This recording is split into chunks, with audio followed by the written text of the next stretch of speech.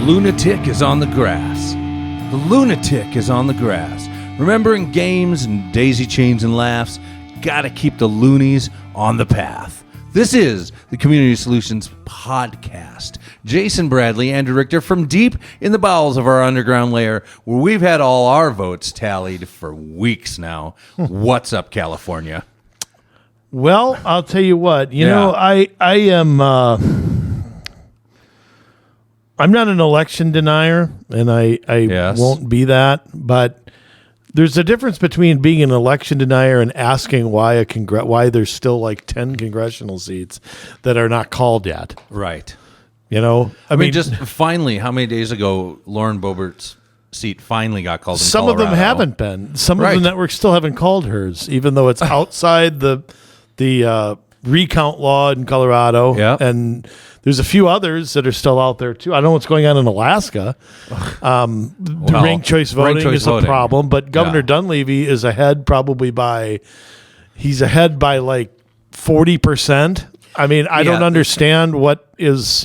They haven't called that. If he gets a majority of the first place votes, quote unquote, how is the race still out there? I don't know. Do you have to be above 50%? And then no, it's not a runoff. That's right. So it's like you have the majority of the first place votes, and then you have to knock out like the lowest percentage. Right. Think of it like you're at a state convention. There's a threshold you have to reach. Yes. But Chewbacca should be winning, and Dunleavy should be winning, and the House seat, same thing. You have the Democrat ahead, but you have two Republicans outdoing the Democrats. So I don't know how that shakes out. I don't know why weeks later we're still. I don't know how long it takes in Alaska. There's more votes in Hennepin County than there are in Alaska. I don't understand why. They're still sledding them in. They're still coming in from the Arctic Circle. There's an igloo out there that has the votes parked or whatever there. They just found 10,000 votes in somebody's ice chest. Floating on down the Bering Strait. I don't know. They got to send it on sealback or something like that. I don't know what's going on. You know what? That's it. They deliver it by narwhal, from what I understand. But this is what I don't get about Alaska, and what just infuriates me. You've got two Republicans running against each other, and I don't know if we've mentioned this on the show before, but then you have Mitch stinking McConnell taking money out of Blake Masters' race, out of Baldock's race, out of all these other conservatives that ended up losing, and putting it into the Alaska race so that Murkowski could win because he can control her. What's with that? I don't know. And this is why we lose. Well, I think part of it is that there's just this wink, wink, nod, nod in Washington. There's got to be some backroom deal. Maybe they're meeting at a hotel later. I don't know. They're in St. Paul. I don't know. I don't know. I don't know what it is. You'd think that if Murkowski were doing a good job, the people of Alaska would reelect her without any shenanigans going on. If the people there have opposition to her, they're entitled to run somebody. And let their process play out. This is their own fault. The Republicans voted in the ranked choice voting. I mean, they're responsible for it. Dopes. And they're dealing with the consequences of it right now. It cost them the House seat, Don Young's old seat, when he passed away. Ranked choice voting is what cost that. The Democrat didn't win that race. The Democrat came in third, but because the two Republicans can't get along, they completely outgot this is again the stupidity. We're seeing the same thing in Maine. I mean, the same thing in the Maine 2 seat, the one that President Trump won. We're seeing the same crap going on because there's 2 independent candidates in there as well, which I support them being in it. I don't support them.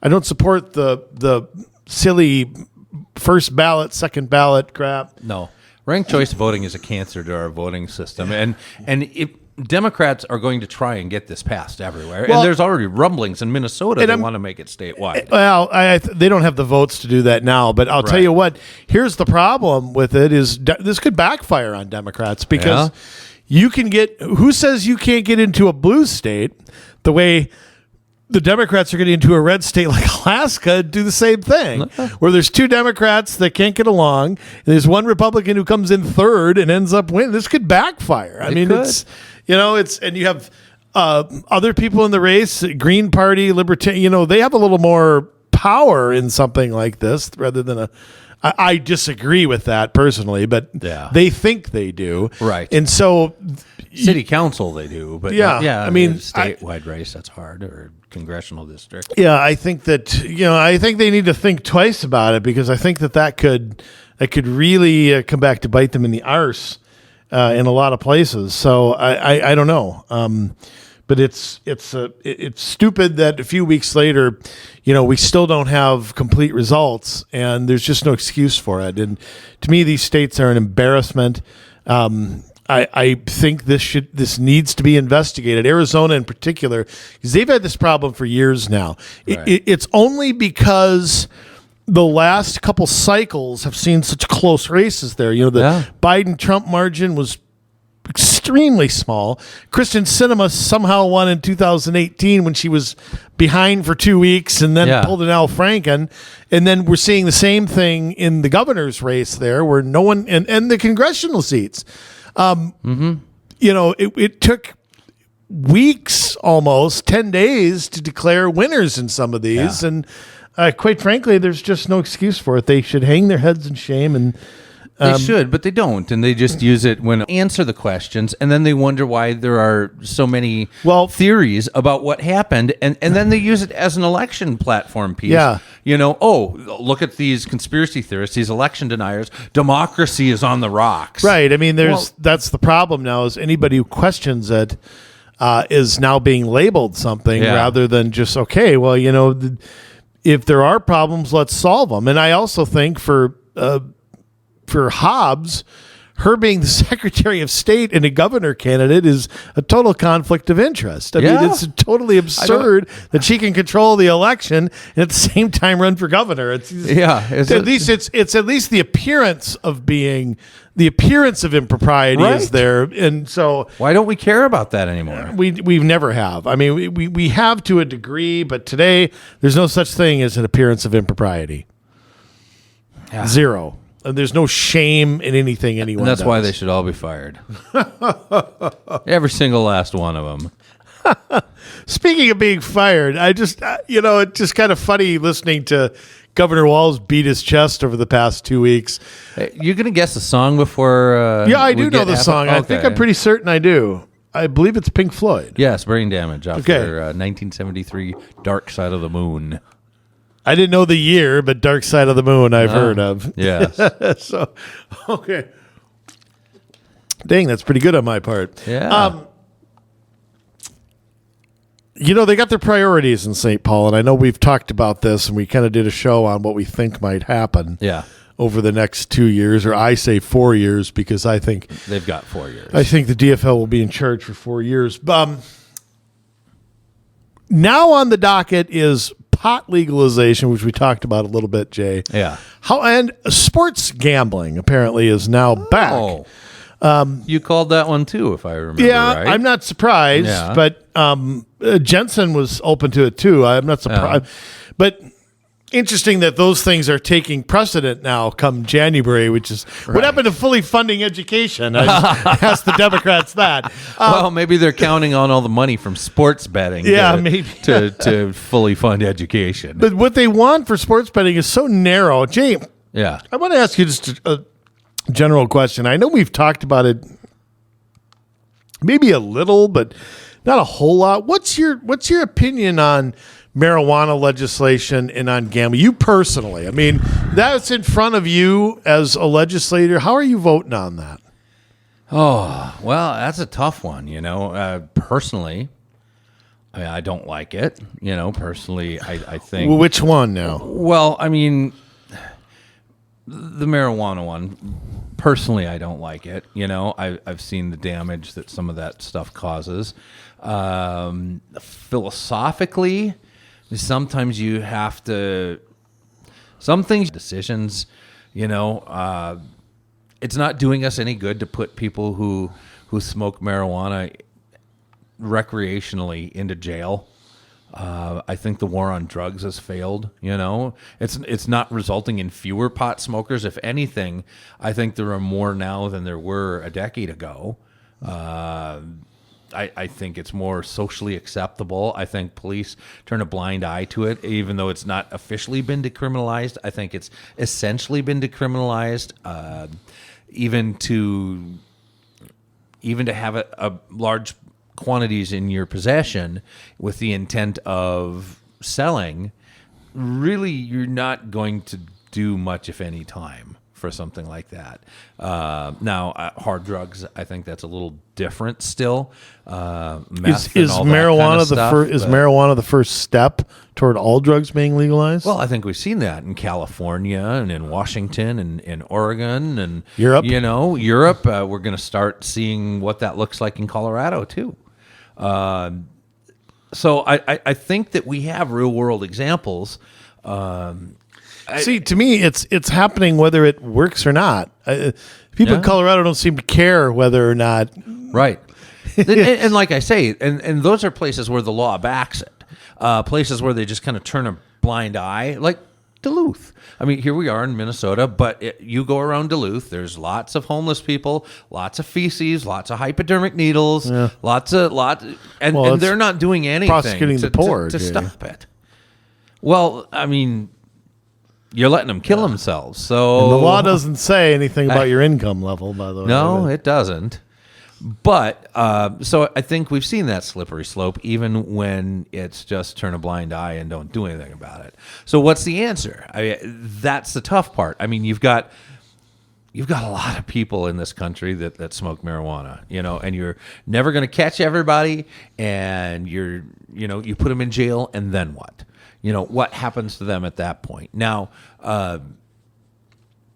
like I say, I'm personally not in favor of it, but philosophically, we have to take a different approach because what we're doing isn't working. So, and that's the hard part, because I'm sort of the same persuasion. I mean, I don't do drugs. I really never have. I don't get it. I don't understand it. I don't do legal drugs either. I'm somebody who doesn't like anything in my body screwing up my system. But you're straight edge. Yeah, that's what you're telling everybody. But I don't even take an aspirin. But I mean, I sit and I think to myself, my entire life we have spent billions of dollars. That's not even the start of it. Jailing people and arresting people and I feel like the problem is worse than it's ever been. Yeah. And the opposite has happened, that all the people against this told us would happen. Mm-hmm. So, we've gone from just say no to look the other way to it's not that bad to, it helps cure cancer or whatever. I don't know. I'm just almost indifferent to it. I'm almost of the point I don't care anymore. Well, and quite frankly, you want to do drugs and die at 20, you're going to do it. I can't stop you. It's like, you want to ruin your life. I don't know what to do about it. Well, what we need is a heart change. This is an issue where you have to make a decision that you're going to do it or you're not going to do it. And you've got to be strong in your convictions. So that's an individual decision then. But here's the other thing, how we fought the drug war, and I've been pointing this out since I was a teenager. Yeah. We fight the supply end. Right. Not the demand end. We got to fight the demand end. There's one. The first law of capitalism is that if there's demand for something, somebody's going to supply it. It's like trying to make guns illegal. Right. The only people who are going to have guns then are the criminals and the law enforcement. Right. And it's weird because gun legislation seems to work in Europe. Yeah. And it doesn't work here. Yet drugs, it's sort of the opposite. So I don't know how it would change things. I don't know why I want to walk into Cub Foods and see pot for sale right next to the potatoes and onions. Yeah. I mean, is that where we're headed? Where they would sell it? I don't know. Yeah, why not? Why would the grocery stores get in on it too? Why not? Right in between the fennel and the mustard seed? I don't know. If you're going to make it legal, what are you going to do? Say only a CBD store can sell it? I don't know. I mean, grocery stores sell cigarettes, right? Behind the service counter or whatever. And in most states, they sell alcohol. Yeah. And some of them do. Cub has Cub liquor right by my place. Right. So, they separate it. It's not in with everything like true. Some places. They sell lottery tickets. Right. I mean, what's... Well, and this is the thing. I mean, you're right. I mean, look at child trafficking.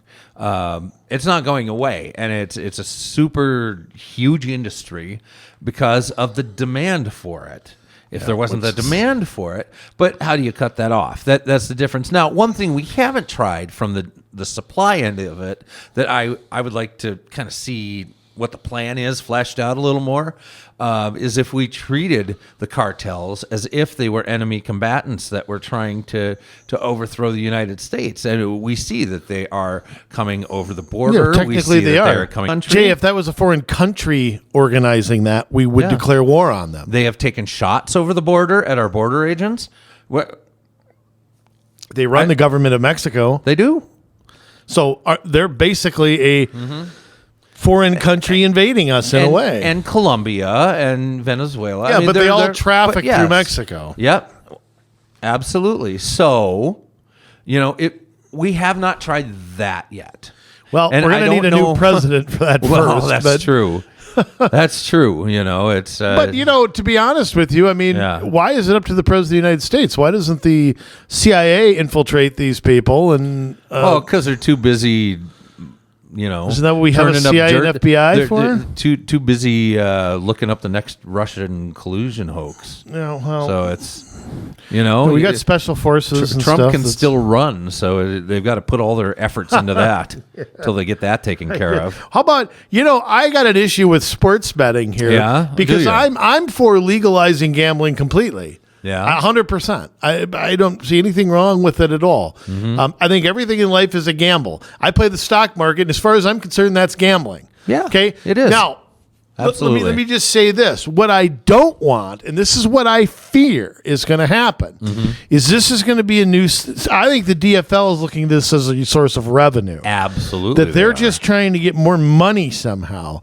For me, it's a freedom issue, not a revenue issue. And I think Walz is trying to tap dance the Indians with the sports betting. Like he doesn't want to upset them, but Right. he wants another avenue to get money. Right. So- and since they're not doing the sports betting, Which they could if they chose, and they Yeah. should, because they should head this off. right, And I don't know what's going on. I don't know why, but if they were smart, they'd do that. there's no reason they can't in the casinos, right? No. We just don't do it here, and it's Yeah. all in Las Vegas, right? And Biloxi and Atlantic City yeah. and other places like that. Right. I don't know why they don't. They should, because it would I mean, to me, again, I don't understand what is I drive out in South Dakota, there's a slot machine at the gas station. There's Yeah. one in Wisconsin too. What's the slot machine at a bar? Yeah, well, you fly into what's it called in Vegas, the international airport there, and it's slot machines up and down the airport.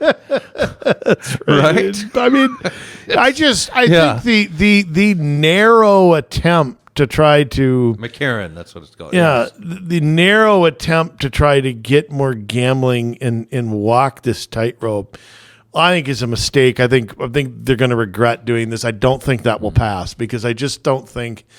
I think it's going to get quashed by the Indian money, and I also think that you got Republicans who won't support any gambling for some reason. Well, and I understand it. It can be addictive, you Well- know, and a lot of things can. But we can't legislate everything that's bad for us either. And there has to be some ability to choose to make a good decision or a bad decision as an adult. Well, again, you don't want kids under 18 doing Right, it. but again, I go back to I don't know. Vegas, Atlantic City, Biloxi. I don't Yeah. see those places falling apart with people being addicted to gambling. You're addicted. well, that's because they blow in and blow out again. Right, but I mean, Yeah. again, I look at it like this. I can go spend money on pull tabs, on e-tabs, on, like I said, I can lose my house in the stock market. Yeah. I can gamble. But if you want to put $50 on the Vikings, or excuse me, the Cowboys, I'm sorry. If you want to do that, Yeah. you're a criminal, and that makes no sense. It makes we fund one of our education funds in this state is tied directly to the Minnesota State Lottery. Yeah.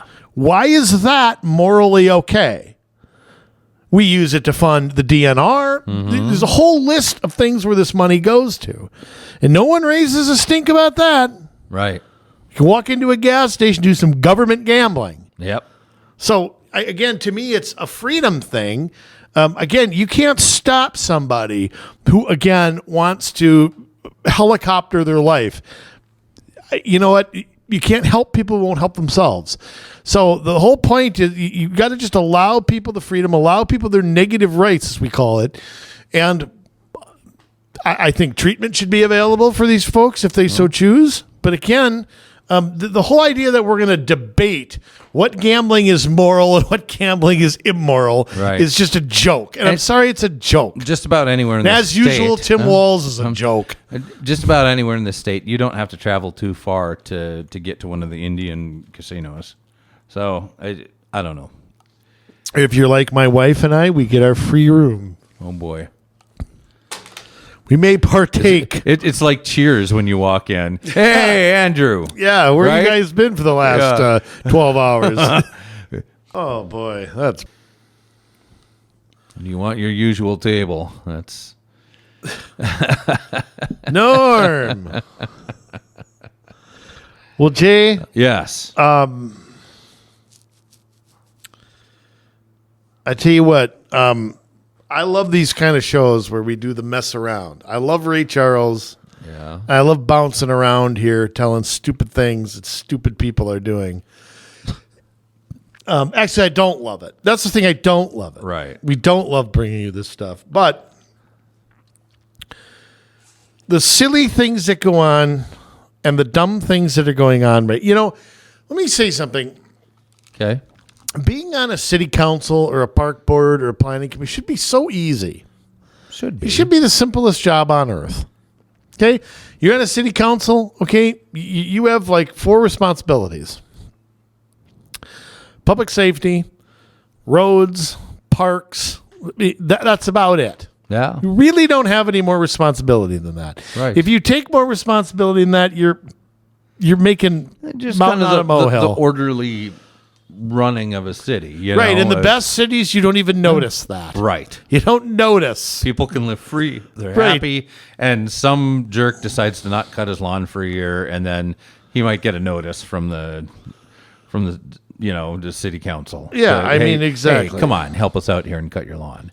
You know, but yeah, it's But the thing some people do, yeah. from Channel 5, Jay, petition pushes to rename Minneapolis Park. I'll tell you what, the name of a park, you know what? I'd like to take a survey of people in Minneapolis Yeah. if they know anything about any of these people. Oh no, it's not them. We coming up with renamed this. Sibley High School. Anybody know anything about Sibley? Did they? The first governor of Minnesota, I believe they have. Wow. Marcy Park.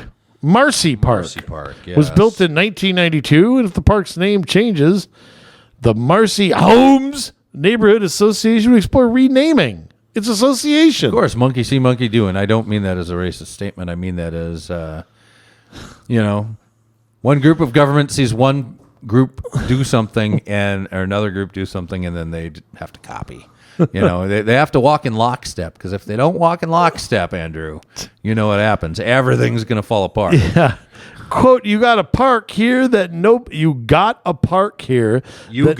that nobody knows why it's named this, said Vic Thorntonson, Valedictorian of North High, president. 1975. I love how he's the president-elect of the Homes Neighborhood Association. There's still a lame duck period going on right Yes. now. Okay.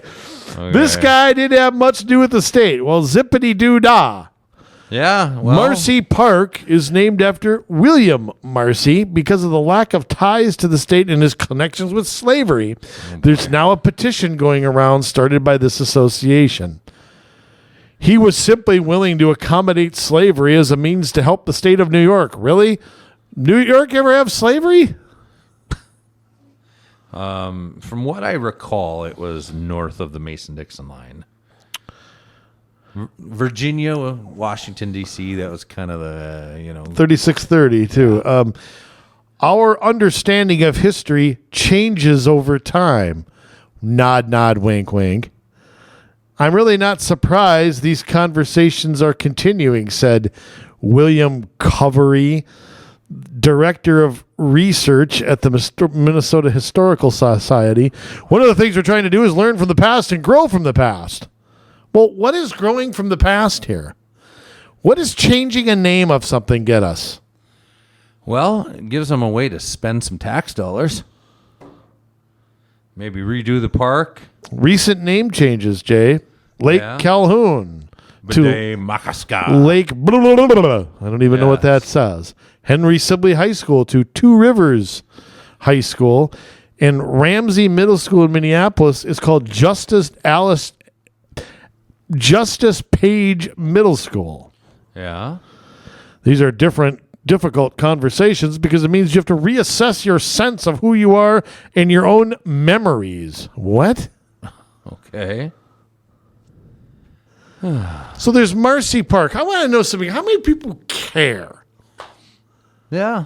Not a conservative by any means. In fact, I believe he was a Democrat. Yes. Well, he was in the Democratic Republican Party and then the Democrat Party after Jackson. Yeah, after Jackson. The Whigs. And he was an American lawyer, politician, and judge who served as U.S. Senator, Governor of New York, U.S. Secretary of War, and U.S. Secretary of State. He negotiated the Gadsden Purchase, the last major acquisition of land in the contiguous United States. He was the Secretary of State. U.S. Secretary of War under Polk. The Gadsden Purchase was under President Pierce, I believe. Yeah, I believe that's correct. So he was a Democrat. So I mean, we do know that slavery really was held up by the Democrat Party. So I guess that doesn't surprise me. Well, I mean, in those days, everybody was sort of, there really wasn't I don't think a majority of people supported ending slavery until the Civil War. Right. I mean, but again, what difference does it make? There were people who've changed their minds and their lives on a lot of issues, whether that's gay marriage, whether that's civil rights in the 20th century. Why does everything need to be renamed because of it? Yeah, I mean, there's really just one little blurb here. Marcy was appointed as a member of the Mexican Claims Commission. Oh, so now they're dragging the Mexicans into it. Serving from 1839 to 1842. Later, he was recognized as one of the leaders of the Hunkers, the conservative, office-seeking, and pro-compromise on slavery faction of the Democratic Party in New York. Well, it doesn't say it's pro-slavery, but they compromised on slavery, and I don't know enough about the Hunkers, but... it must be the cousins of the know-nothings. So I don't know. The Freemasons. As much as I study and love U.S. history, if I don't know about the Hunkers, let's do a door-to-door poll in that neighborhood and see who knows who this guy is and who the Hunkers are. Again, the point being, why is somebody's life defined by the time they lived in? Yeah. I mean, I see this, and I have made a prediction about baseball that some people don't agree with me on. I say in 50 years, most of the Hall of Famers will be removed. Yeah. Because they didn't support integration. I think we're moving towards that. We've renamed stadiums. We've taken statues down. The next step is to remove some certain people from Baseball Hall of Fame. Sorry, Roberto Clemente, you're out. No, it'll be Ty Cobb. Blacks only. Yeah, Ty Cobb, born in 1886 in Georgia. What views do you think he grew up with? Right. And he actually changed a lot later in life, but like a lot of people did. Go back to the 50s and 60s, a lot of people began to change their minds about those issues. A lot of men in their late teens to almost 30 years old need a swift kick in the pants. I mean, that's just the way it is. I just think we're at a point where, instead of figuring out how certain quote unquote groups, and I don't like that. I don't like grouping people. Yeah. Can be successes. We're arguing about the name of a freaking lake. in the name of a freaking park. Yeah. How does that advance anybody living in Minneapolis? How does it make their life better? How is Lake Badawaskada, how has that changed anything? I would like to know how many people in Minnesota, I'll even go as wide as Minnesota, have taken a walk around Lake Calhoun and been, oh, John Calhoun, I can't believe this. Oh, I'm so angry. If they even know who he is. I'm so mad, John C. Calhoun. No, nobody. That's the answer. Zero, zip, nada. Nobody has done that, and even fewer than zero have done it about Marcy Park. Yeah, and the problem is the mob's never satisfied. No. It's not enough to rename a lake or a school. They'll go on to the next, and to the next, and to the next, and it will never stop. And when they run out of that kind of stuff, guess what? They're going to turn on each other and eat each other, because that's the way it always works. Oh, I love that. I do like seeing when that happens, just a little bit. Not that I ever glory in somebody's demise, but it's a little fun to watch when Democrats start eating each other. It's like, well, you should have stood up and said something before got back to you. I like it when both sides eat each other. Well, I'm going to stick with Channel 5 here, Jay. yeah. I wonder what you think about this. Minnesota schools can no longer give students alternate meals due to lunch debt. Okay, now stop and think about this here. This is again from KSTP. The date is November 21st. An opinion from Minnesota General Keith Ellison means schools across the state can no longer give students a different meal because they have an unpaid debt. The Minnesota Department of Education had requested a formal opinion from Ellison to determine if alternate meal. Now here's it gets in here in a minute here. Schools under the law cannot refuse to serve lunch altogether. Some schools have been giving peanut butter and jelly sandwiches or other meals that differ from the scheduled school lunch if the student has an outstanding student lunch debt. Ellison has determined that violates Minnesota law by giving them different treatment and limiting access to aspects of, quote, school life based on meal debt. So let me put it to you this way. If you buy a bunch of meals and don't pay for them, guess what the alternative is? That's what the punishment is. You get more meals. Right. Basically, it's this. Lunches are free, and if you pay for them, you're a sucker. That's what it comes down to. Your lunch is funded by the suckers that actually are willing to pay for this. No kidding. I mean, what if Slop. everybody did? What if everybody didn't pay? Yeah. This is an important step forward for our students and our families. They make it sound like landing on the moon. Em- This is an important step forward for mankind. Well, we don't have to eat peanut butter and jelly anymore. And what's wrong with that? Give me some pizza. What's wrong with that, by the way? My mom making lunch is better than any BS I ate at a public school. So this is MDE Commissioner Heather Mueller. Every student deserves to be treated with dignity and fed while they're at school. Hey, Every student I'm deserves enrolling. Hey, that's a good idea. Hey, let's meet for lunch tomorrow. And I don't want what they're serving, but let's just meet Where are we there. going to enroll? We got to pick a good one. Oh, man. We got to open enroll to like Wyzetta or something like that. I want a chef. That's what I want. I want a chef to cook my stuff. We're open enrolling to Breck. Yes. Differential treatment, lunch shaming. So now it's lunch shaming. Really? Or otherwise demeaning or stigmatizing a student for unpaid meal balance must not continue. You're right, because when they get into the real world and they don't pay their credit card bill or they don't pay their car loan and the bank comes and sends somebody in the middle of the night to repossess their car, we don't want to shame them because they didn't pay their car loan. Here's the thing. Here's my question. If this is going to be the case, why does anybody have to pay anything? Well, isn't that where we're headed? Let the government take care of it all? Pretty much. I mean, Because then you won't own anything. You won't have to pay loans on anything because what you have is given to you by the government. That's exactly where we're headed. I think in some cases we're already there. I mean, to listen to this, you're entitled to a free meal whether you can do it or not. Minnesota law is clear. Students whose families are struggling to afford their lives. Hey, how do you know that's the case? Yeah. Well, somebody says, hey, I don't have to pay. Yeah. You got to feed my kid anyway. Right? I tell you, If Marx came back from the dead and walked around in the United States today, he'd be like, holy crap, I didn't think of that. Wow, I didn't think of that. You mean Carl, not Richard, right? Right. Exactly.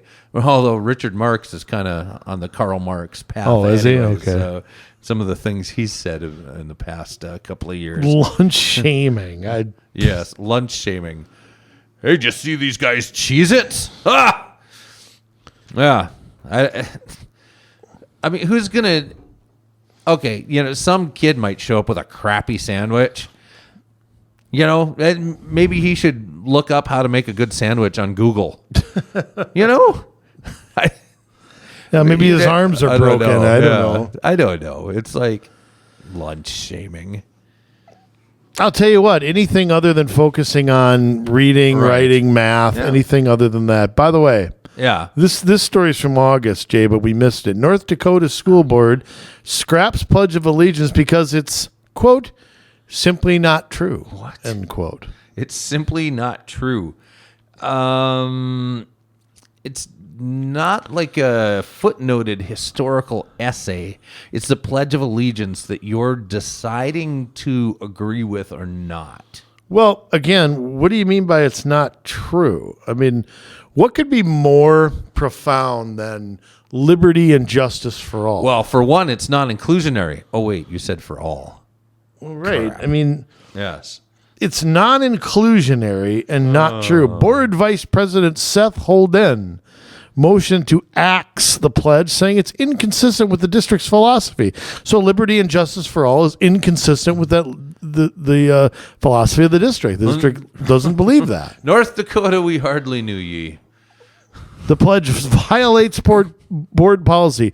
There is text within the Pledge of Allegiance that simply isn't true. He argued Tuesday during the board meeting that multiple religions are practiced within the United States and the country can't be one nation under God. Holden also said it is indisputable fact that not all U.S. citizens have liberty and justice. According to Holden, reciting the pledge violates the policy that school board members should be honest.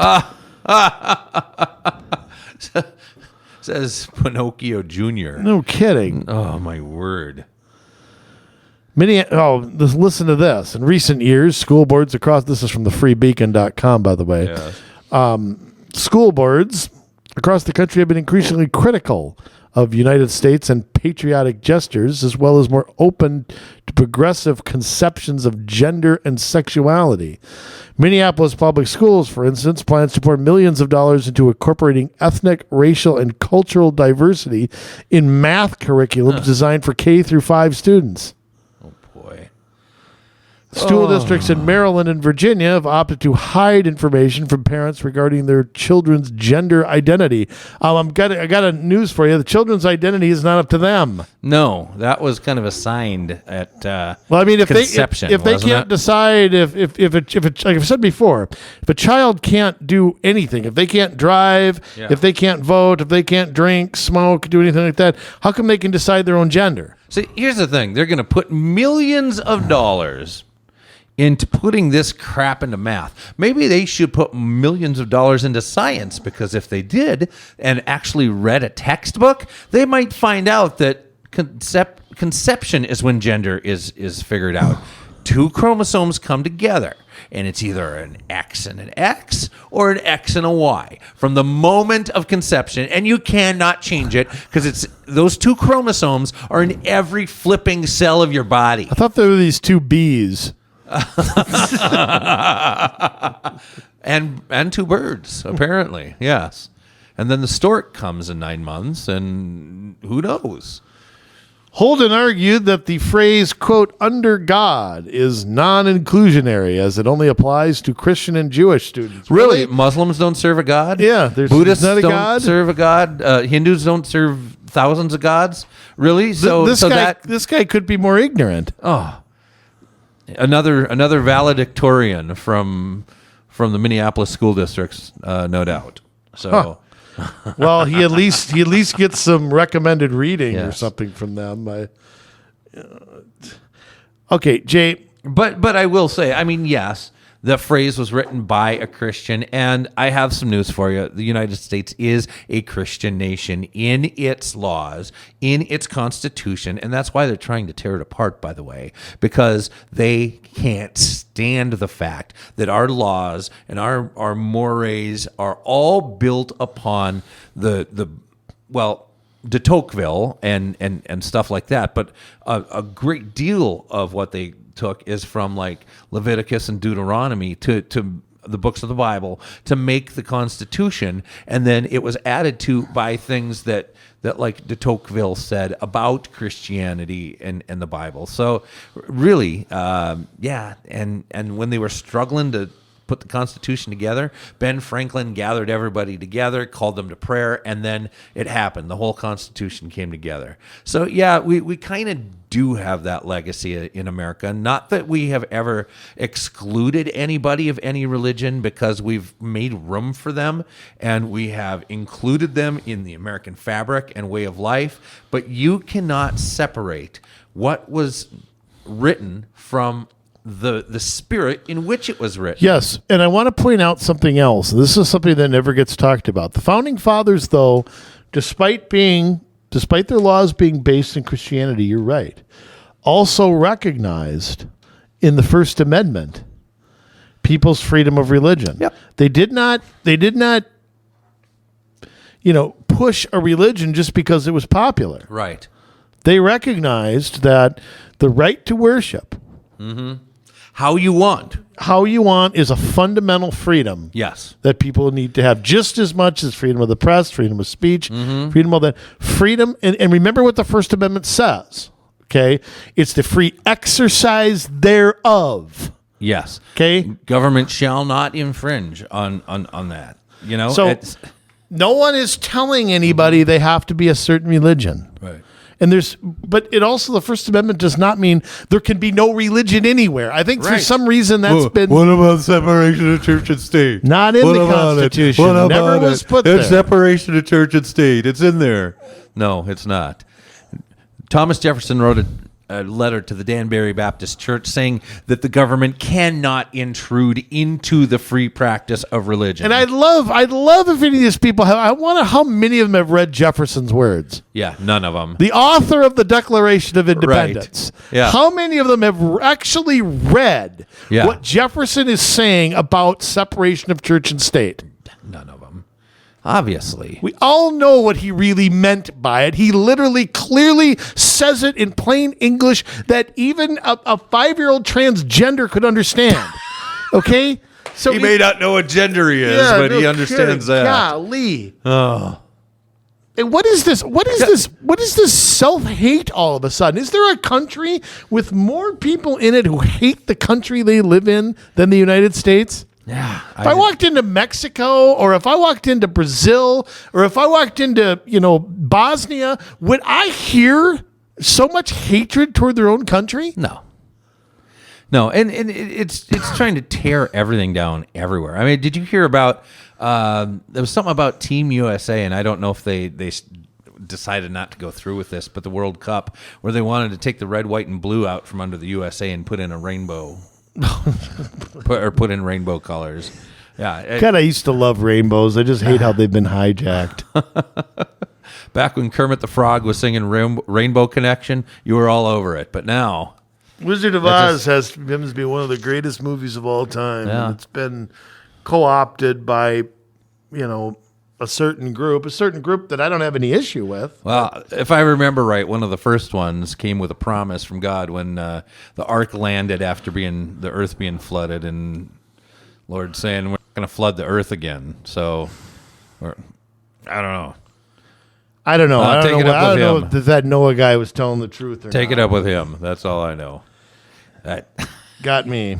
But anyways, you're right. I mean, people make such a big deal about this, and you've got groups like the Freedom from Religion Foundation that go around trying to take out soldiers' memorials that have crosses on them, or 10 Commandments from courthouses, and it's just ridiculous. Nobody gets offended by those things. Well, you're right though. There are groups out there who literally make a living at being offended, and we have in this country we've decided to let the offended decide what's offensive.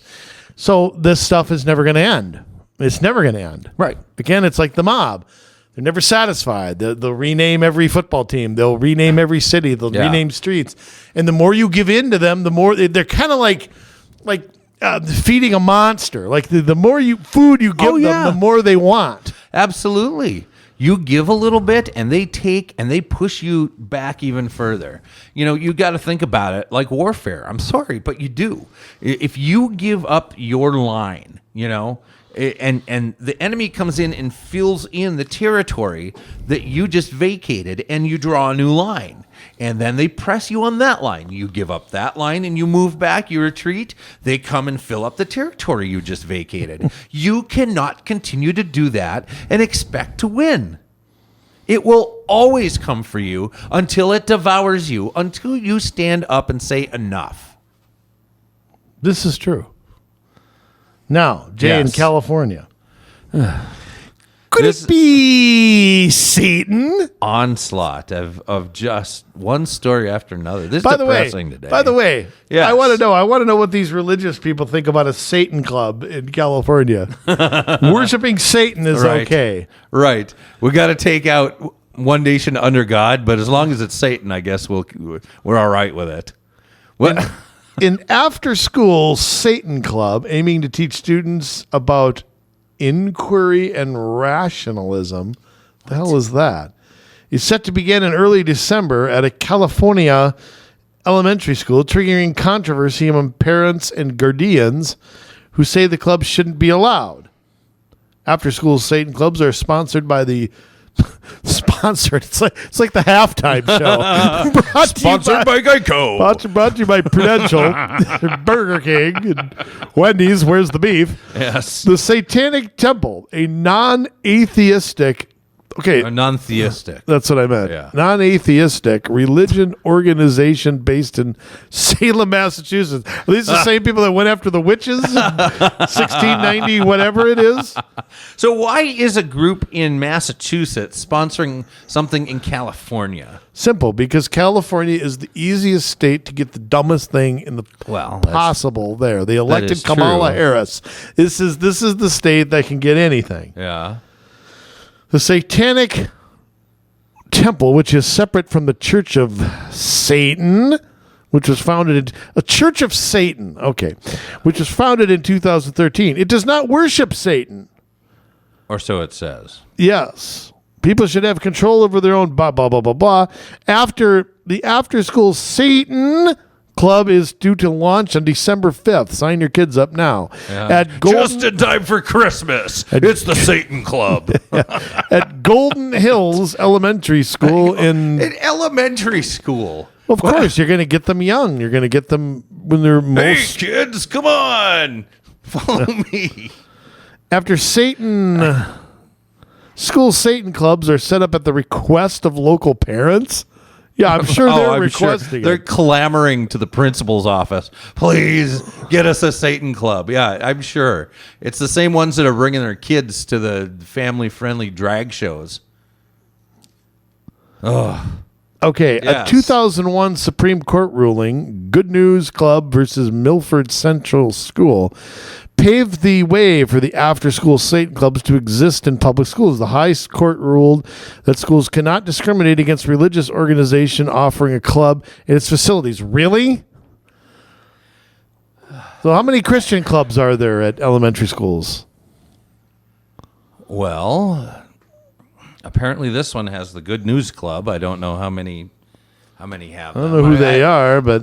I know when I was in high school, we had a Bible study on school grounds in the school library. I don't know, how many, because I know it gets fought. It gets fought at a lot of schools, I don't even want to read this anymore. Well, it's important to talk about, though, because, people who believe in humanism, which is it's the center of woke theology. It is the center of all of the LGBTQ stuff. It is the center of all of the racial stuff that they teach. They always argue that this isn't a religion, but yet when they want access to the school, it's a religion. You see, the most, like, the premier tenet of Satanism is do what thou wilt is the whole of the law. So basically, whatever feels good, whatever gets you an advantage over somebody else, it's okay. There is really no morals within that ideology. Do what thou wilt. If it makes you feel good, do it. You know, and I know that they say, you know, there's not sacrifices, there's not this, there's not that. It may not be what you traditionally think, but Well, there are thousands of people that come out of ritual abuse every year, who talk about what happened when their parents were part of either like a coven or a satanic cult or something like that. Now, is that the Church of Satan proper? Maybe not, but you know it. hey, look, Nazis claim to be Christians. Well, come on. it. Adolf Hitler used No, it. no, but no. then Not Nazis like him. I mean Nazis here. Yeah. The Ku Klux Klan claims to be a Christian organization. I mean, they're totally not. So, I mean, Yeah. you can distort. Every religion has the people who distort it. Yeah.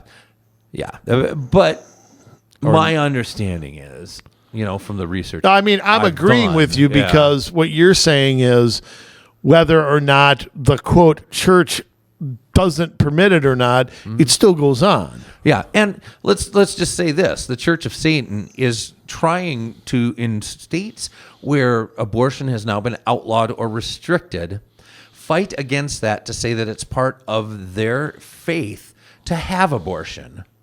Well, and if you look in the Bible, the god, small g god Moloch, was the child sacrifice god. They would sacrifice their children. They would burn them alive in a fire. So, and a lot of Christian leaders say that abortion really is the worship of the god Moloch. Well, now, is that what then Satanism is trying to do? I mean, if they're saying that this is a religious exercise, is it not then child sacrifice? Is it? It looks that way to me. I mean, you're I got the an killing idea. of a child for religious purposes. That's a child sacrifice, and I'm sorry, that does not belong in our elementary school. I draw the line at killing people. I'm sorry. Well, I come back to this. What happened to teaching math and science and English? What happened to this? Are people so bored after school they're going to go to a Satan club? I mean, come on here. I mean, look, these are kids. Kids going to this aren't being given a choice. That's the thing. You know what I Yeah. mean? They're not being given a choice. Can you imagine a first grader saying, "Hey, Ma, they got this new Satan club starting. Can I stay after school?" No, there's no first grader that even understands that. I don't understand this. The only thing I can think of is, again, it's just trying to get what every group is doing, trying to get in the minds of young people, trying to influence their worldview, their political views when they grow up. And we're seeing it. We're seeing Gen Z. You know, you Yeah. can see the influence of these kids who have grown up with COVID and grown up with, you know, dictators in office, and we're seeing the consequences of it now. And I hate to say this, and it doesn't apply to everybody. I mean, obviously, some parents have done a fine job raising their children. But to my generation especially, we knew that we didn't want to be like our parents. We already knew that the baby boomer generation was screwed up enough, but that to the point where we vacated our responsibility as parents, large in part, to the baby boomer generation to train up. So who else do we have to blame but us for not being the kind of parents we're supposed to be to protect our kids from those nut jobs? Well, and again, I think too many parents today, and I'm not speaking to anybody in particular, their priorities are keeping up with the Joneses, watching their Netflix shows, putting everything they do on social media. Every picture of your kid on social media is viewed by 10 pedophiles. You just keep that in mind. Yeah. And how many people casually, there's no such thing as privacy on the internet, but not careful. Yeah. But they're so obsessed with their phones. You know, the saddest thing I ever saw in my life was being at my nephew's soccer game, watching a goal get scored. Yeah. And all the parents, nobody saw it. Everybody was looking at their phone. It just was sick. The only people who cheered were me, my dad, my wife, and my sister. You know, it's just terrible to watch that. And there's just something, I don't know what it is. We have a society where you can't make judgments unless you're white and Christian. Yeah. And I don't know how we got like that. I don't know what the event was or what happened here. We have such a dishonest media. I don't know what's going to fix it. I really don't. We allowed these people to come in and take power of over our government, over our schools, over our media, over I didn't allow our it. businesses, over, well, I mean, we all did, to some degree. I mean, you and I are trying to right the ship now by standing up and podcasting every week and training people to run for office and, all of the things that we're trying to do, not to put us up as saints or anything like that, but that's what all of us kind of have to do, and we have to join together, and not to go back to the well again.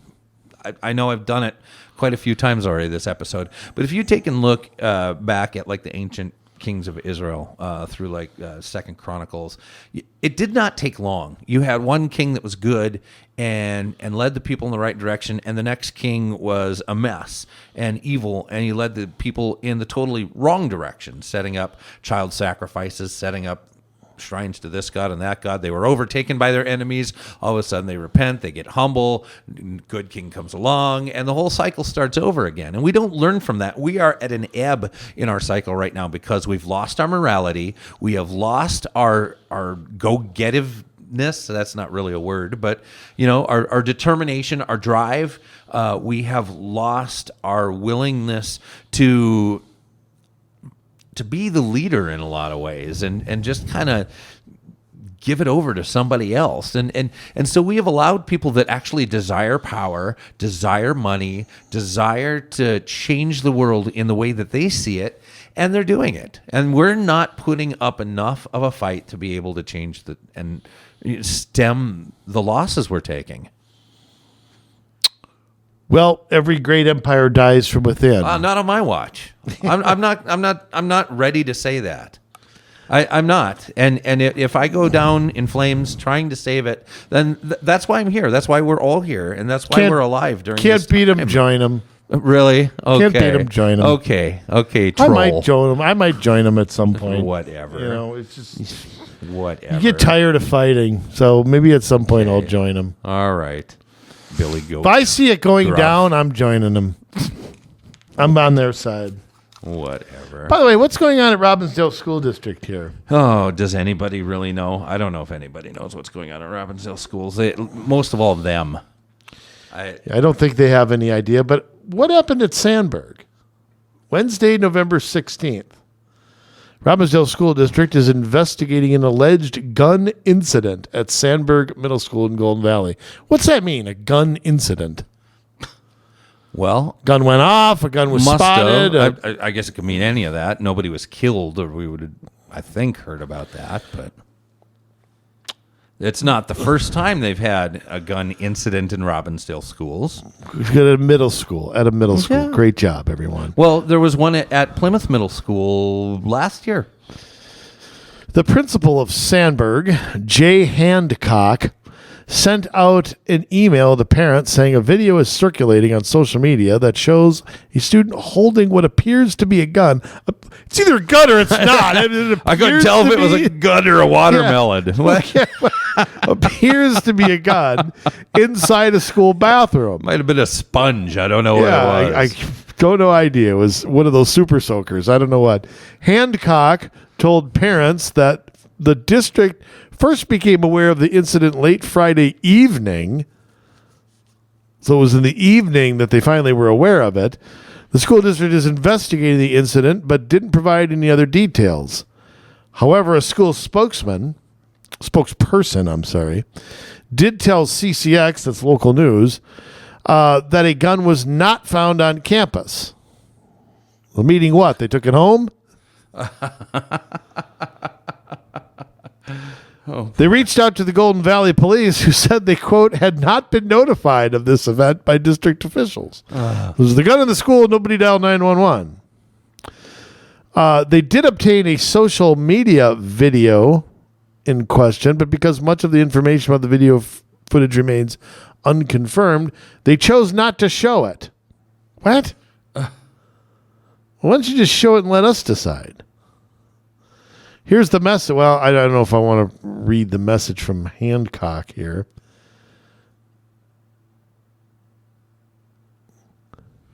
Yeah. I love this. Here's what I love. This is part of the message. We take all situations involving weapons seriously. No, really?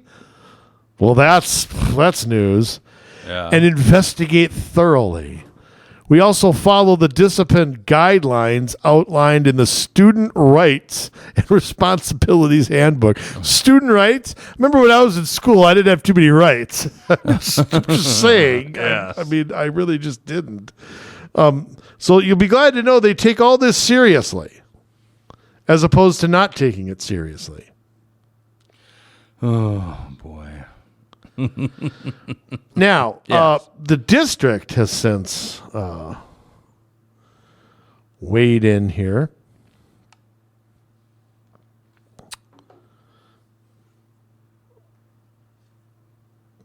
And I have to say something. This is not a matter of policies and procedures here. Yeah. It's good. It's just common sense. Why do you need a manual to tell you that when a kid shows up at school with a gun, you should call the cops? Yeah, that's kind of 101, isn't it? Well, It's like, the Robbinsdale School Board chair said police will be now notified immediately if there's a report of a gun on campus. wow. Just like we said, the Golden Valley Police were Yeah. called or told. But never fear, like I said, Robbinsdale Schools, the board chair, the Board of Education and District Administration have identified policies, practices, and procedures that need review and clarification. Really? Really? We are assured that the district administrators will notify the police immediately when there's a report or suspicion of a gun, either in school or in the possession of a student. So prior to this, that's not what they did. No. Otherwise, they wouldn't be saying now. That's kind of an important word. I mean, We're why now don't you going to- quit? I mean, if that's, again, we don't need a manual to decide what to do if we see a gun. Right. Before, they would just tell the kid to go home. Apparently. I don't know. Maybe there would be a suspension along with that. Hard to say. I'm not sure. I'm not sure what the hell there would be, but so much is this is kind of like it's kind of like this God. I swear, lawyers and corporations have destroyed people's common sense. Yes. Corporations got a policy and a procedure for everything. You want to change the toilet paper out in the bathroom. Yeah. And there's a policy and a procedure for doing that. Last in, first out, or whatever. I mean, it's gotten to the point where it's so silly. It's as silly as, remember when we had payphones and there was like how to put in a quarter and actually dial? There were like instructions on how to use it. Like, really? Yeah. Do you need to know that? Yeah. Something is wrong at 281. There's a big something wrong. And unfortunately, with the new crop of people that they got in, it's not going to get any better. Well, I don't think it mattered who won. I Right. really don't think it did. I think. Did I say on the show who I voted for Robbinsdale Schools? I don't know. No. We might as well say so again. Sad Sack, Harry Arm, and Benjamin Berkness, the teacher the kindergarten teacher they got fired for speaking out against the district. Yeah, I think Yeah. I can't say on the air a couple of them. Just Yes. Seymour Butts and Yeah. the the normal ones that I came up with some new ones that I can't say. I just want to see the person who reads them. That's what I want to see. Well. Want to see that person. Yeah, I probably set a new record for, I think for Plymouth City Council I wrote in too. I just didn't care. I did vote for the mayor. I like him, Jeff Woolsey, but everybody else is kind of, I don't care. Sorry. I hate, it's difficult. I mean, it's difficult to have nobody to vote for. I mean, it's just, it's a tough thing, or hold your nose in the air and vote for somebody. It's depressing to have to do that. And I have just found the last 3 or 4 cycles I have done that a lot. And I've probably written in 30 candidates in the last 4 election cycles. Yeah. Maybe more. So it's pretty ugly. Yeah.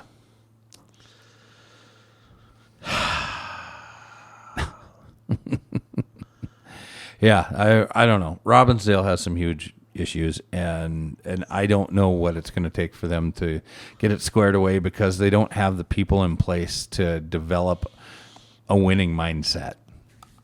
Well, again, I come back to, if your priorities are not a secure and safe school, academics, entrepreneurs, steering them in whatever direction they want to go, if you're doing anything other than that, I don't want you there. Right. And when we have candidates who you will not stand up to jamming a curriculum down people's throat, will not come out and say, we are not going to shut down our school, we're not going to mask our kids, we're not. I have no time for them. We're not going to ban books, although I bet you if I walked in to donate a Bible, they wouldn't allow that. Well, you know what they meant? They meant if one of their friends writes one, then it's okay.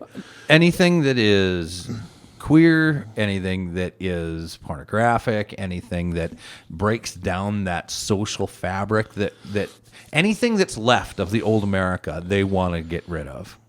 And that's the problem. It's setting us up to be a slave state. Well, it's terrible. Yes. The U of M. Oh, that's all you had to say. You know about the 1619 project. Oh, I hate the 1619 project. It's been debunked. It has been. It's so inaccurate that they had to come out. Even the mainstream media has had to come out and say that it is garbage. It's garbage history. Well, the creator of the 1619 project, Nikole Hannah-Jones, Yes. is participating in a moderated discussion By who? with Kendall Harkness, a photographer and assistant managing editor of the diversity and community section at the Star and Sickle Tribune.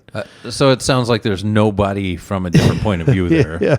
Is what that sounds like. And Miss Hannah-Jones is a Pulitzer Prize writer, by the way, and we'll discuss her groundbreaking project. That is how it's being pushed by the U of M announcing the event.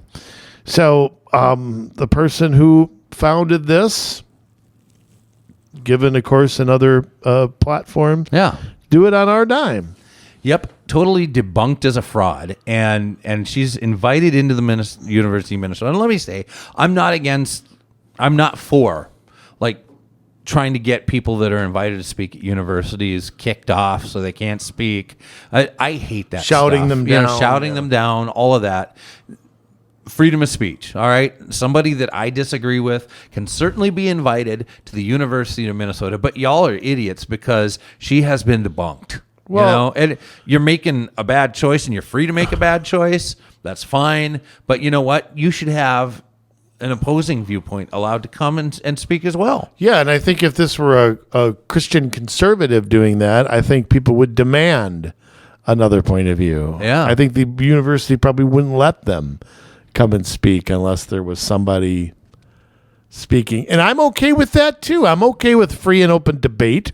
Yeah.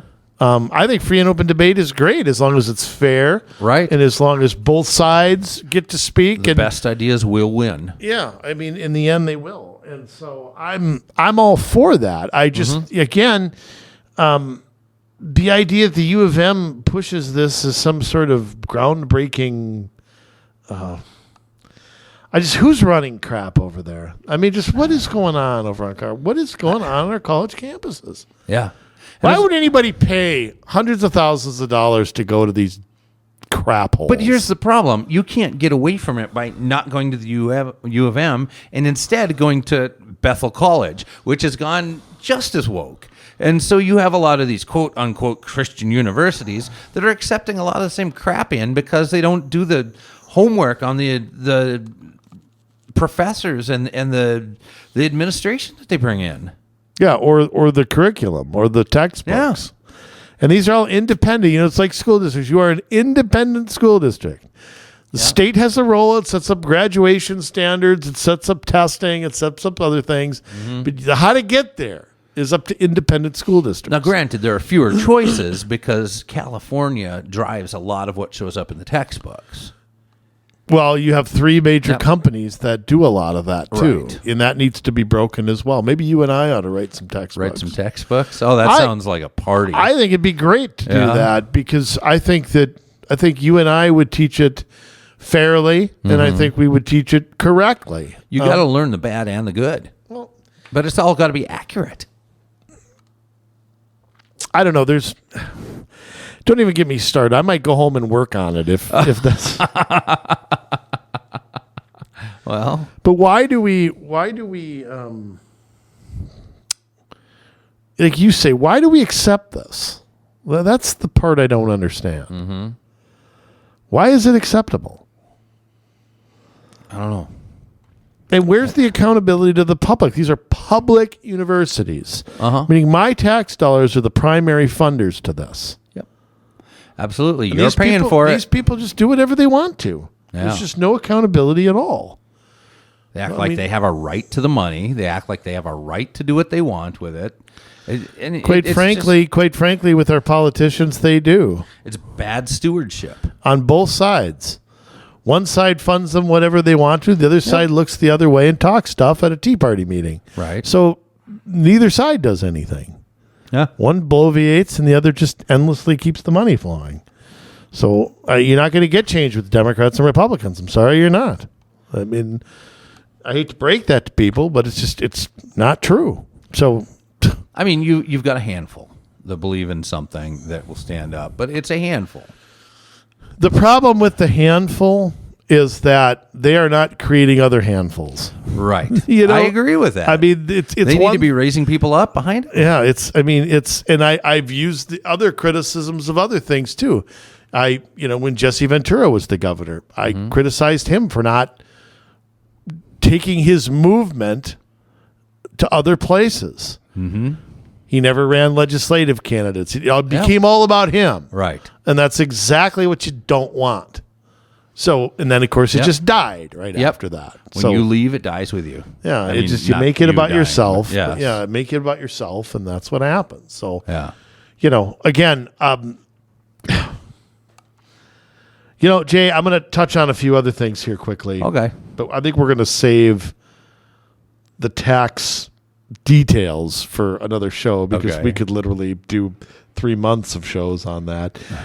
Up in your area, Duluth. Oh, up in Duluth. An 8.9% tax hike proposed by Mayor Emily Larson, unanimously passed by the city council. Good thing. Preliminary. Good thing they had multiple points of view to talk that one through. And now I'll remember. You know what the final tax hike will be?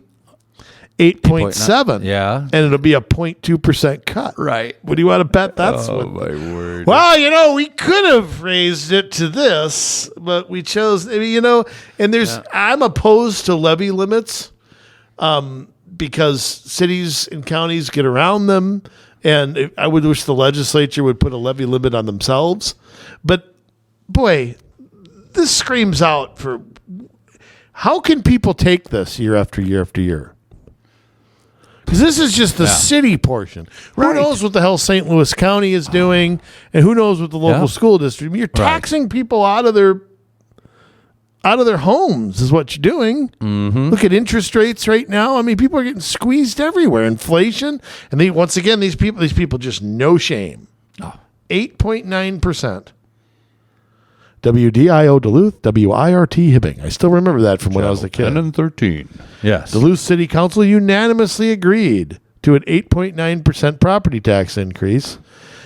Mayor Larson says because of property tax value growth, new construction growth, and utilizing American Rescue Plan funding, the net property tax impact after growth will see 8.9%. Does that make any sense? No.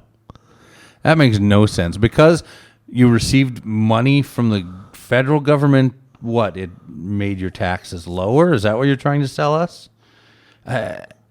Or did it put you on the hook for projects that aren't fully funded that you need more money for? Could you clarify that? Emily Larson. I don't know. There's no answers from anybody there. Right.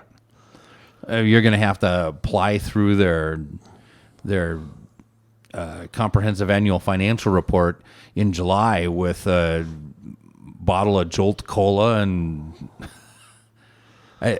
toothpicks for your eyes. I don't know. It's a nightmare. What's going? I mean, just imagine if another 5% in say it's 5% in the county, 5% in the school district. You're looking at a 20% property tax increase. Yeah. Oh, I mean, that's just I don't understand it. I mean, there's heating's going up. A lot of people up in that area too. I mean, some have natural gas. If you are in the city, a lot of people out because there's a lot of rural area in St. Louis County and even around Duluth. People in the townships and so on and so forth that have to pay $500 a shot to get their oil drum filled up multiple times a winter because they burn oil in their furnace rather than having a natural gas furnace.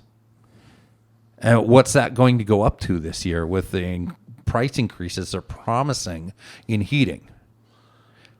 You know, they don't pay $89 a month for natural gas. No, they're paying $500 to get that drum filled up multiple times a winter. That's going to crush them if that goes up to $600, $700. See anything stopping it. But hey, let's raise taxes. Well, let's get our share. We got to get our share, Andrew, because we just don't have enough. Their fair share. We got to get our fair share as government. And by the way, yes. I want to before we go, Jay, I want to tease a story. Yeah. Coming out of New Hope. Oh. That there's an attempt to have the acting city manager hold two positions. A city manager and police chief. So in other words, because the city manager is retired. How? And there's a movement. This is from Jonathan London, who's a council member there. Mm-hmm. And he put it out on Facebook. So the acting city manager be the city manager and the police chief. Now, they're not a charter city. I don't know what the statutes say about that. But I think a police chief has enough to do. Yeah. I mean, I'm all for combining positions, but I think that's a crazy position combination. It's just, when does New Hope care about saving money? Right. New Hope has literally did double-digit tax increases for the last decade. Yeah. And what? They're going to worry now about two positions up there? That's ridiculous. So, I mean, oh, my goodness. As always, no hope with New Hope. By the way, who named that city? I wonder who named that city. Like, did you know what city you were calling New Hope? Yeah. Oh, it's bleak. It's bleak, Andrew. Yeah. And I'll tell you, talk about another city just electing the same people time and time and time again. It's absolutely. They just love getting beat up. It's like, yeah.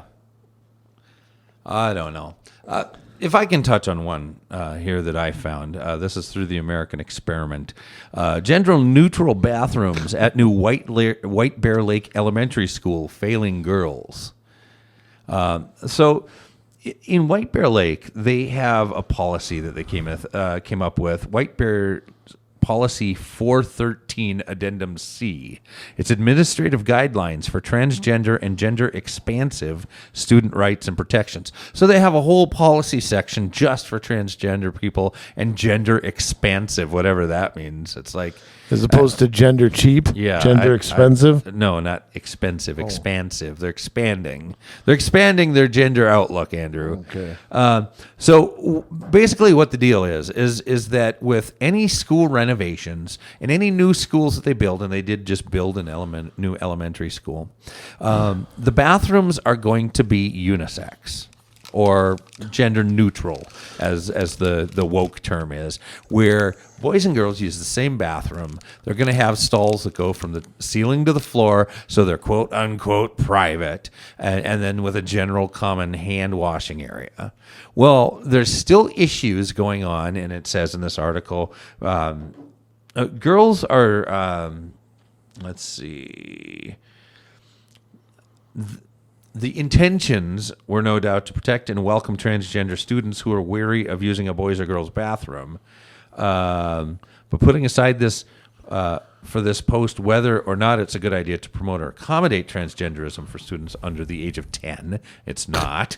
To one in White Bear thought through the unintended consequences of this misguided policy. Turns out that 10-year-old boys are quite messy when it comes to using the bathroom. I know adults that are messy when using the adult males that are messy. I would know. Speak for yourself. Let's just say you got bad aim. That's your problem. You ever stepped into a holiday bathroom? I know I have. You splashed around in there.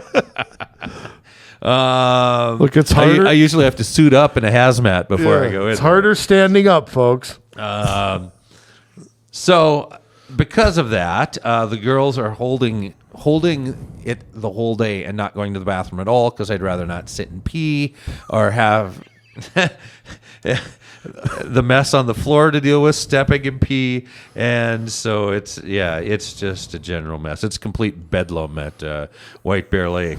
So White Bear Lake is still standing behind it, thinks it's the greatest things ever. And the girls who are going to the school, not so much. So again, the girls are getting the short end of things, and whether it's sports or whether it's using a bathroom, doesn't matter. Girls always get the short end. It really is true. It's too bad. I've said before, and I've said it again, when Justice Jackson was appointed and couldn't tell the difference between a boy and a girl. Yeah. At the same time, she introduced her daughter. I remember saying, well, are you sure that's a daughter? But that should have disqualified her from being a Supreme Court justice. Mm-hmm. I mean, how do you rule on Title IX? How do you rule on, any of that stuff? Yeah, she's not qualified. If you don't know. And I think Republicans did a good job of mocking her, a bad job of asking legal questions like that. Yes. So it was all for the cameras. And she's an idiot, usually? But people who questioned her acted like idiots too. Right. So, on that note, that show was brutal. Yeah, brutal. I mean, we're good, but that show was awful. We got a tax show coming up. That's going to be right in time for Christmas. It's going to be more horrible than anything else. Government, they go after the regular people first, and we're looking at. All right. Okay. Styling and profiling, jet flying, limousine riding, wheeling, dealing, son of a gun, ladies and gentlemen. Community Solutions once again presents Jason Bradley with the sign-off sermon. SOS. Thank you, Andrew. Oh, where do you even start with a show like that? How many times I've said that in the past, but it's true. And it seems to get worse the further we go along. Government, the more that you challenge them, the worse ideas they come up with.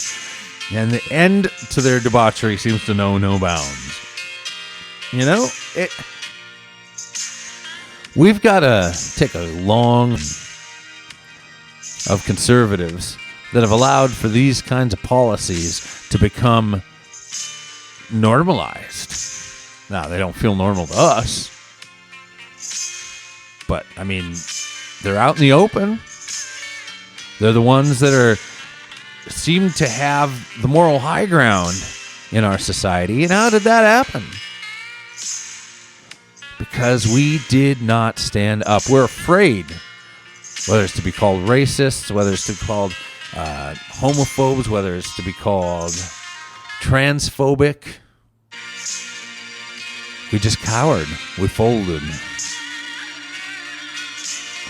But I don't believe in America that is on its last legs. I don't believe in an America where we're back on the ropes and that knockout punch is coming if we don't block it.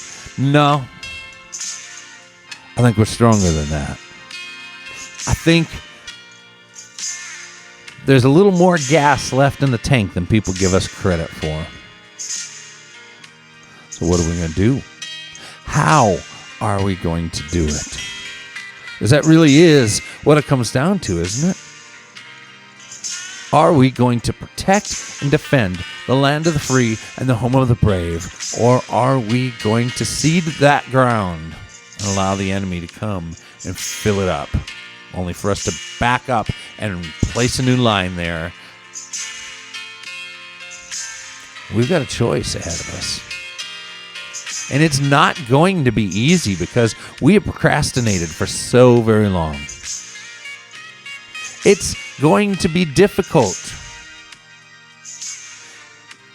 It is going to be, in some ways, even life-threatening for some of us. But it doesn't have to be. It doesn't have to be the end. Because anytime we feel like it, we are the majority, and we can stand up and we can make ourselves known.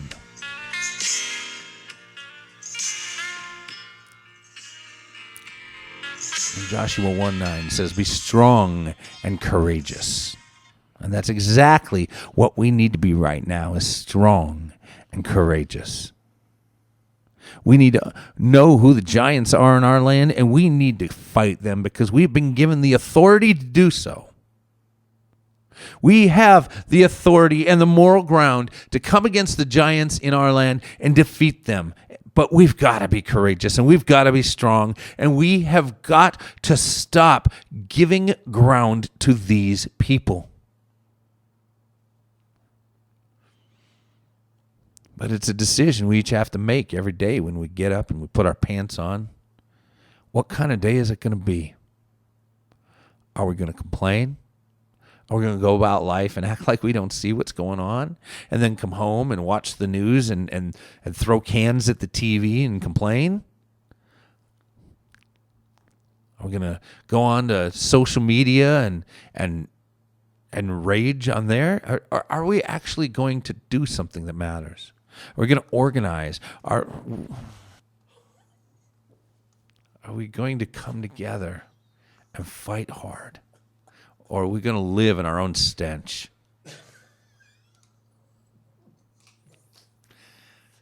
Some of us will choose that latter one, and that's okay. But I'm looking for the people that want to do something. I'm looking for the people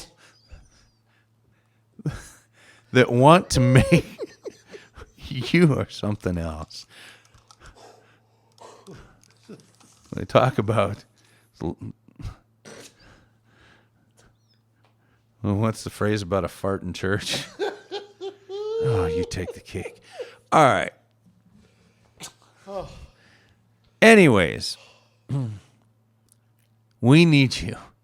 We need to build a team that, I'm sorry, is outside of the Republican Party until they decide to get their act together. We need to build a team that is outside of these groups that want to talk but don't want to act. The time is now for action. Talking has gotten us nowhere. It is time to act. So if you're with us and you want to know how you can be involved, let's have a little discussion. Get a hold of us at commsolutionsmn@gmail.com. That's commsolutionsmn@gmail.com. And hey, if you see some crazy stuff going on in your school district, your county, your city, send it our way. Maybe we'll just talk about it on the air. We're here. We're not going anywhere, and neither should you. We will be back in another week with another podcast coming straight at you. We love you, Minnesota, but now it's your turn to get to work.